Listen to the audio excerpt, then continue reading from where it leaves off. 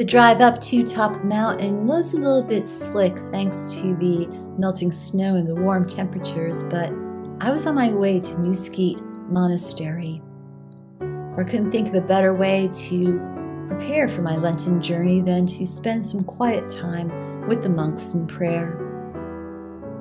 Before the monks resided on this mountain, the Abenaki tribe owned this land. Top Mountain has been made famous by the painter Grandma Moses, who painted it many times in her pictures. But I'm here now to discern my future, to find the new path of possibilities, to pause and to pray. It's funny because the season of Lent always begins with Jesus up on the mountain, and here I am on a mountaintop. But I know that I need to go down into the valley, just like the disciples had to go, in order to really find the life that God wants for us, to follow the light.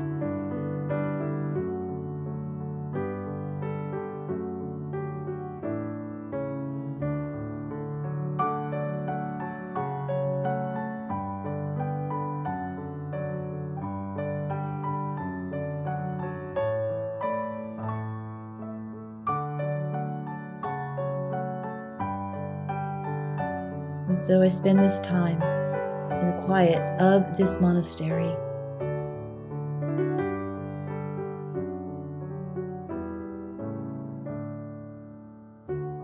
Here in this holy space, I wonder what paths are possible.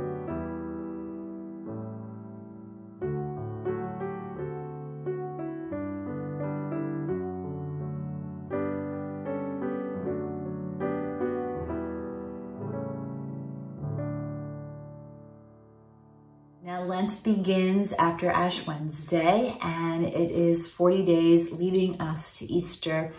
And for me, it's always been a time to step back, listen to God, and reassess, and then emerge with Easter's new life, with Easter's new hope. But this year, I wanted to share with you that while we use Lent to prepare our hearts for Easter, for new life, for new promises, for that chance to start over again, how do we prepare to enter into Lent? That's the question. Now, a lot of us start to think of what can we give up for Lent? How can we deny ourselves for 40 days? That was the thing when I was growing up. I'm going to give up chocolate for 40 days. It was almost like a diet plan in a way, the 40-day diet plan.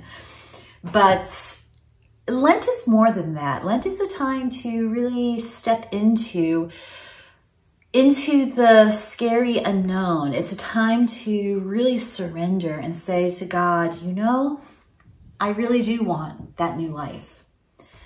But how do we prepare for that?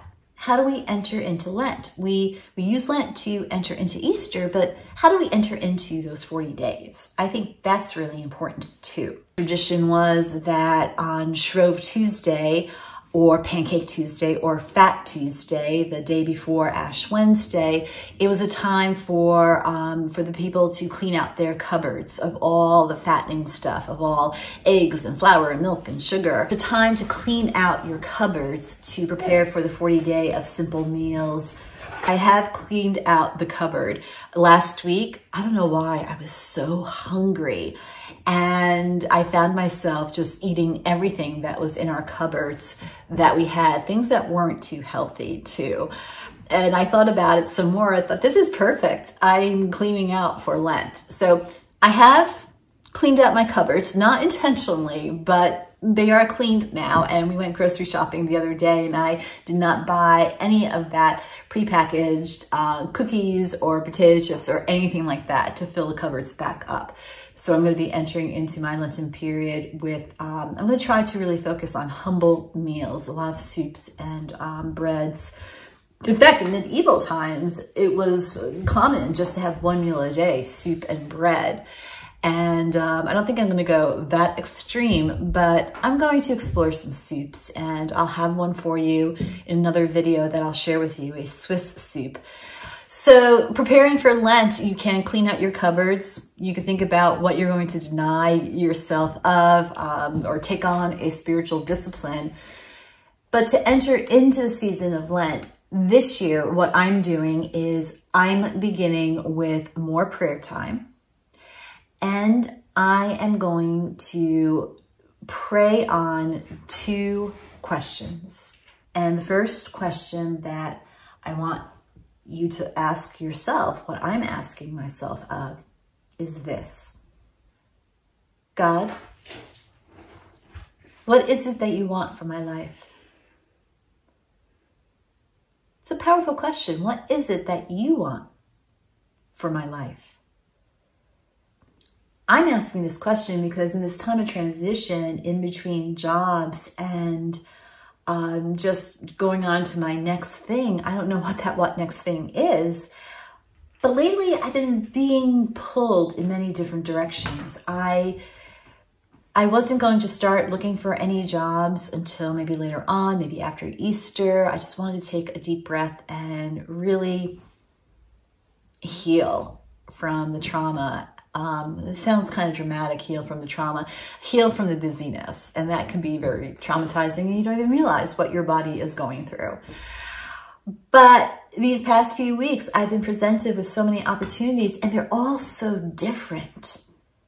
That's the thing that is really tiring me out and weighing on me.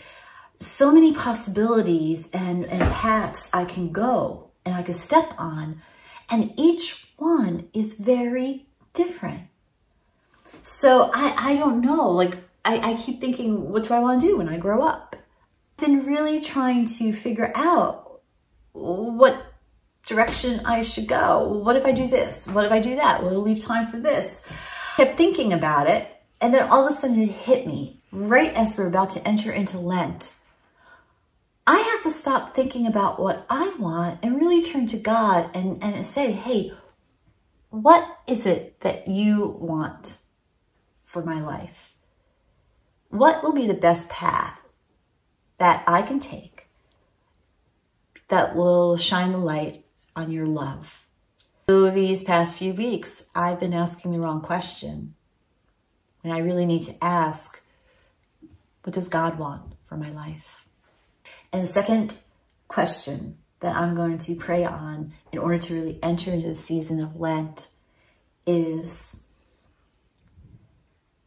God, is my life really glorifying you right now? So what is it that you want from me? But right now, let me assess, is my life really making you smile? Join me in preparing to enter into that season. Not just by cleaning out your cupboards and having pancakes on Fat Tuesday or Pancake Tuesday, or like I did get a cheesecake from the nuns at Skete. That was my cheesecake is my Fat Tuesday indulgence.